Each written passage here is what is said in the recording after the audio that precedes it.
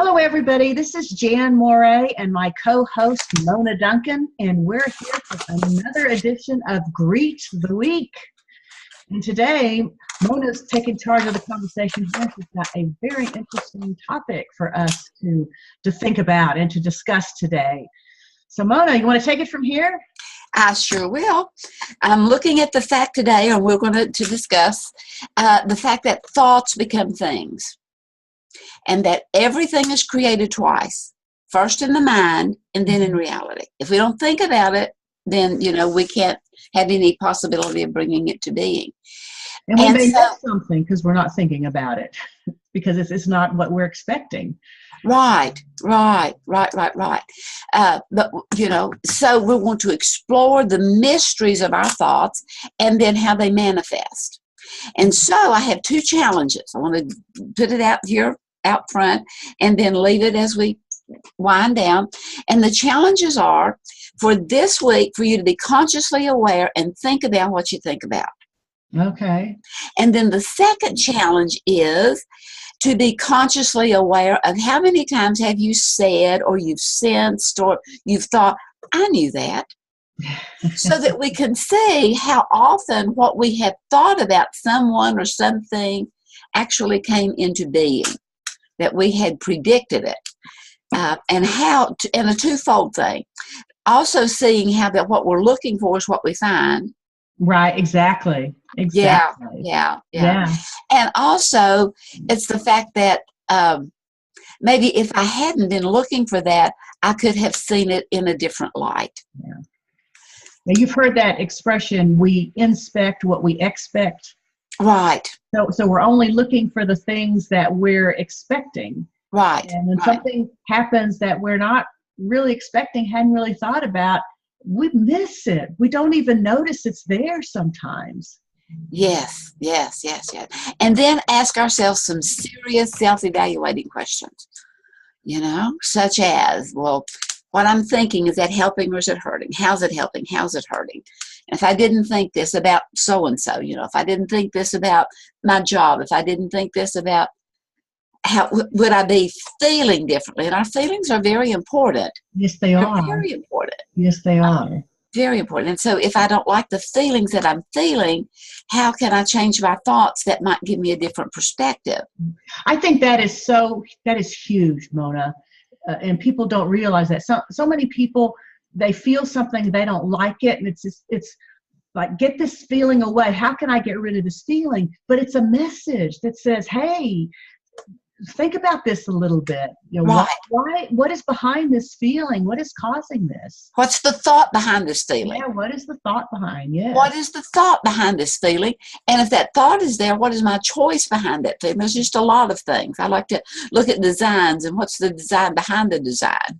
Yeah. I mean, we look at chairs, There was this whole museum of nothing but chairs. Oh, yeah. And what was the design behind the design? We want to sit down and rest. Last night my husband and I, we were watching Funniest Home Videos. And there was this little girl. She was in a petting zoo, I'm assuming. Anyway, she was in a little enclosure with goats, and she had a little packet of goodies to give the goats. Well, there were several little goats around, but one was very aggressive. I mean, he wanted that treat. He knew what was in that sack. And Dad or someone was standing over to the side, and they were videotaping. And somebody else wants to be involved here. They were videotaping, and this one aggressive little goat was just trying to get the bag out of the little girl's hand, and she was holding it up and backing away, and he was butting into her, and she was fussing at him, and Dad said, well, just throw it on the ground, let him have a few so that he'll quit bothering you. But she was determined to do it her way. Right. And, she kept, and the thing went for a couple of minutes, and finally she did throw something to the little goat, and she stomped away, and she was just really pouting when she said, I hate that goat. And I'm thinking, oh man, what an external control. Yes. And actually I just said a little thought prayer to the little girl, please realize that there are things that you just can't control. And sometimes listening to Dad's advice to just throw it on the ground, let him have it, that we could still, it could be the best of both. You know, we could let that one aggressive goat have that little thing while giving him more, but also while feeding the other goats. Yeah. And looking at the paradox of how sometimes things get worse before they get better. Oh, absolutely. You know? And that is so true. And then not to give up when they're getting worse, because that's when we get discouraged. Things get worse, and then it's like, well, it's not working. Right. That aggressive little goat, you know, kept getting more and more in her face or jumping up on her and even butting her. Yeah. And it was getting worse until she finally turned away. But anyway, how things get worse. And usually what it is that makes it worse for us is the fact that we are tapping into our shadow side. Okay. I haven't heard we are tapping into that, you know, because we are born, I mean, from the day we come into this world, we have so many, we're pre-programmed with a lot of things, you know. We're pre-programmed with that need for love and belonging. We're pre-programmed for that need for power, for survival. And so these things are programmed in us to have them met, even if it means making noise. Yeah. I'm hungry over here, so I'm making some noise. To me. Listen to me. Right. And so, but as we talk to people that's unfamiliar with this theory that we choose everything that we do, that can be really in your face. Well, I am not making a choice. Right. I am not making a choice. Right. But once we can, as we get away from that aggression, as we get away from that feeling, and, you know, are beginning to walk off or to just be away from it, we can begin to think, how could I have faced that situation in a way that would save face? Mm-hmm. Mm-hmm. Yeah. So that it could be a win-win. Or if not a win-win, at least not a disregard. Yeah. You know, to continually have that high regard for self and others. Yeah. You know, and talking about listening to your emotions and having it get worse before it gets better. On Saturday, I was on the diversity call that Gloria Sase hosts every month, once a month.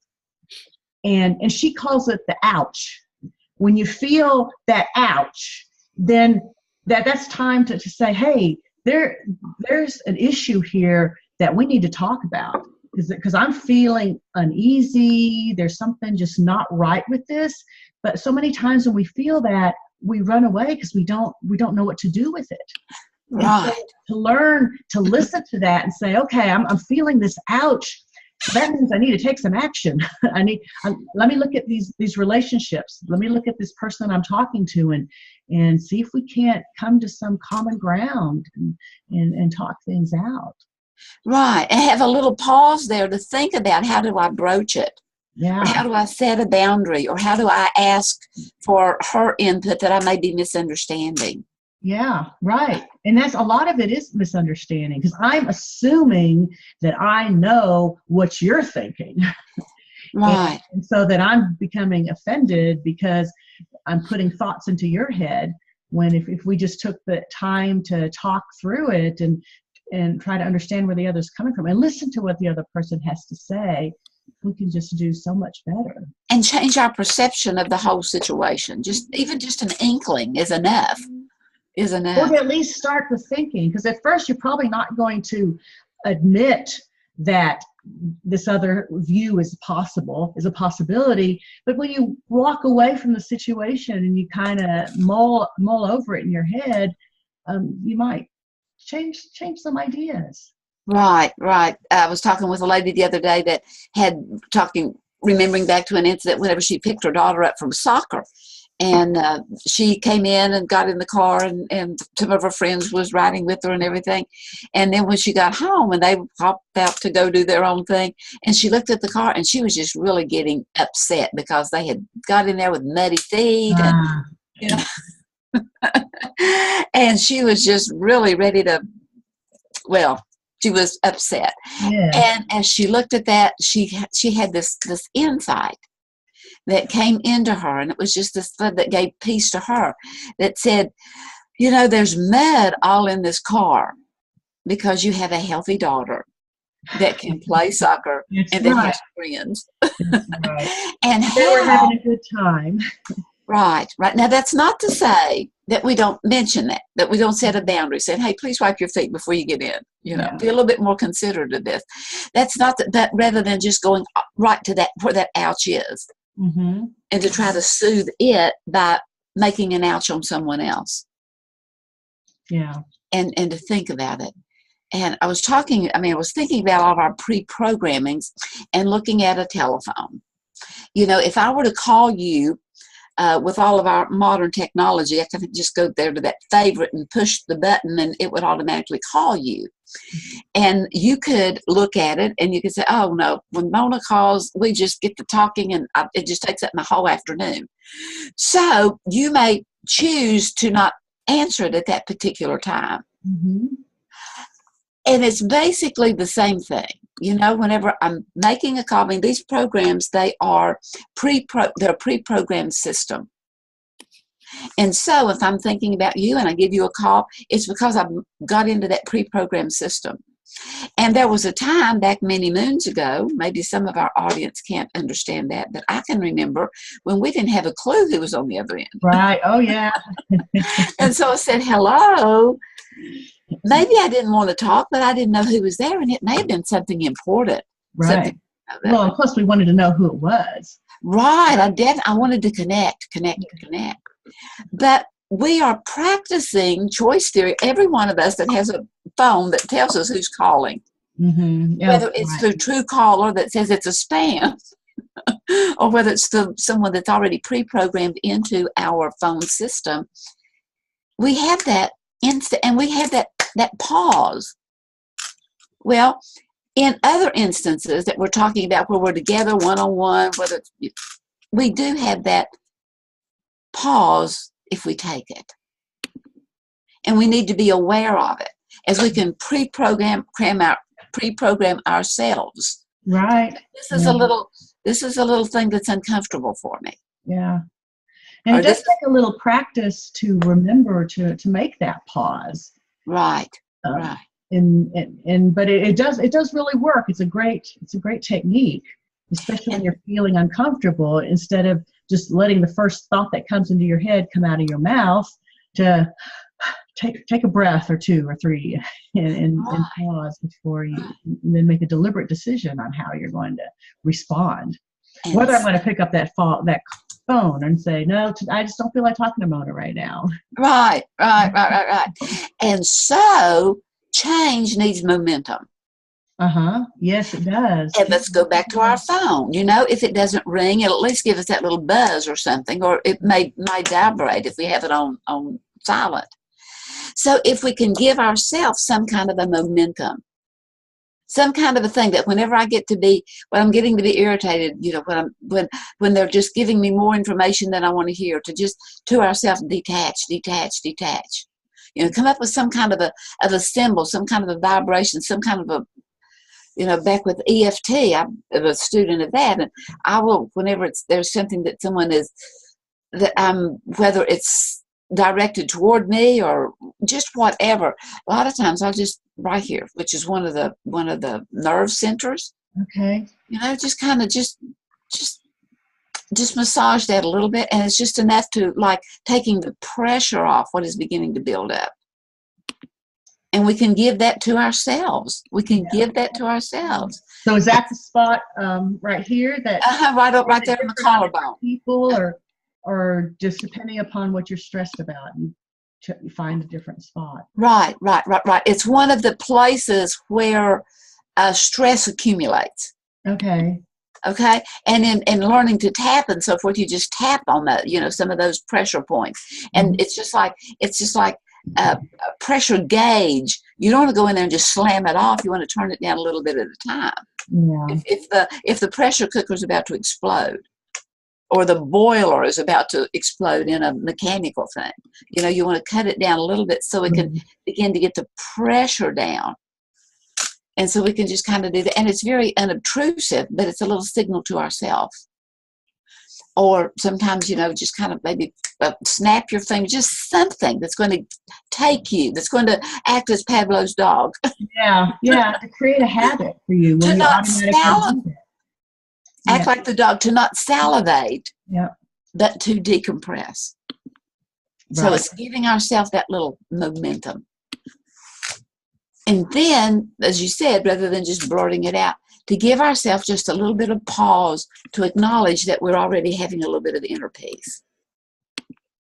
And that because we have given pause and allowed our oxygen to go back to our brain, we can reconnect with our thinking rather than our emoting. Right. Yes. Yes. I mean, our feelings are good. They're good to have and good to be aware of, but we can't let them control what we say and what we do. We can. We just don't let them make it an immediate response where we're reacting. Right. We don't let our feelings put us into reaction mode. Right. That we're taking it in and we're processing them, and then we decide how we're going to respond instead of reacting to what we're feeling. And all of this can happen very quickly. Oh, yeah. As we begin to practice it. Yes. As we begin to practice it, begin to be consciously aware of it. Yeah, we may have to pull back a few comments and say, I didn't mean that. Let's rewind. Yeah. Right, exactly. Exactly. It's like old Tim the Toolman Taylor. Back this trolley up. Let me back this up a little bit. Let me give a little bit of space here. And sometimes it may be even asking them a self-evaluating question. What do you mean by that? Or what are you asking me? Or how I'm not understanding? Yeah.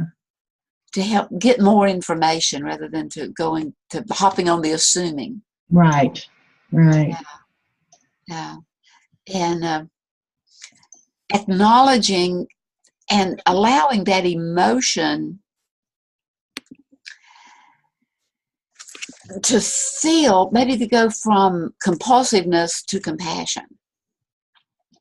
Those emotions are there and they're telling us something. And it's allowing us, in that paradox of things getting worse before they get better, sometimes they get worse because we're impulsive or because we're procrastinating. Mm-hmm. And if we can begin to look at, I have been impulsive and now I'm trying to not. And so sometimes we can go to the opposite extreme and just not say anything, Yeah. But sometimes if we need to go to those extremes, be okay with it. And so instead of procrastinating, I need to just jump into it and do it, or say it, or set a boundary. And then evaluate the feedback. Because there's going to be some kind of feedback from the boss or whatever the situation. There'll be some kind of feedback. Right. And just because the feedback is not what you expected doesn't mean that anything was wrong or you should have done something differently. It just didn't happen the way you expected. So then you can evaluate, say, okay, maybe I could have said it differently, or maybe I misunderstood, and take some time to really take a look at what happened instead of jumping to conclusions or calling yourself stupid because you did it again and got your boss mad or whatever happened. Right. And it's realizing, I was reading an article in Sunday's paper about Katherine Johnson, the lady in the movie Hidden Figures was about, who was the mathematical genius at NASA. And it was her calculations to figure out, all the time and space, and how that it will be on the same, where the window would be open for the astronauts to go to the moon. In the orbit and stuff. Mm-hmm. And in the article, she made the comment, she said that she always said, well, how could you have handled all of this in an environment where you weren't really appreciated? you know, for your intelligence, for your genius, and they were beginning to go to computers and bypass the human touch. And she said she always tried to always remember what her dad had instilled in her, and that is that you are no better than anybody else, but neither are they better than you. Mm-hmm. That we all have different talents and different. Yeah. And it was such a blessing to her that John Glenn himself said that he began to appreciate the technology of the computers when they began to agree with her. Oh, is that right?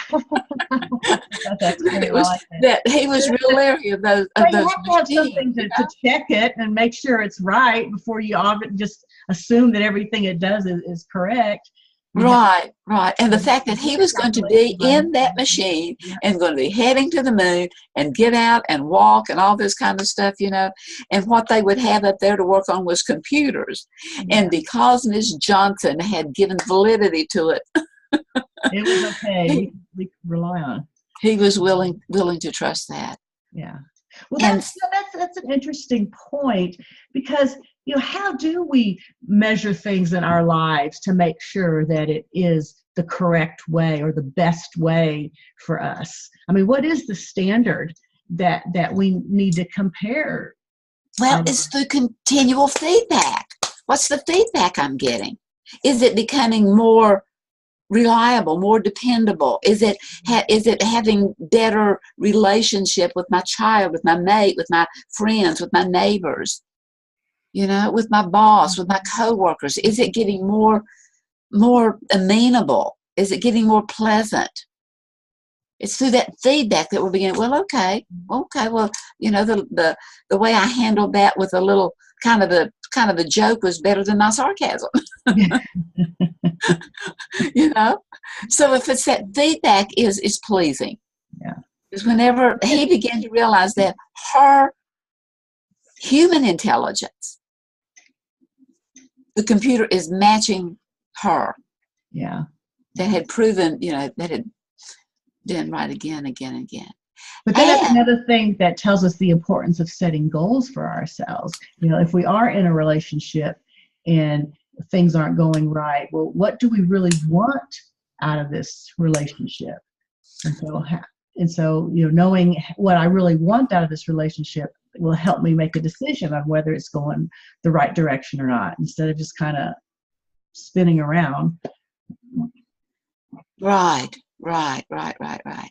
And so that was a wonderful thing that you brought up, because we can begin to effectively evaluate those things only as we trust ourselves. As we begin to trust ourselves, that we can only consent to the level of trust with how we're handling things whenever we can more accurately gauge and measure our own emotions and the feedback that we're receiving, as well as the feedback we're still wanting to give. Is that? Yeah.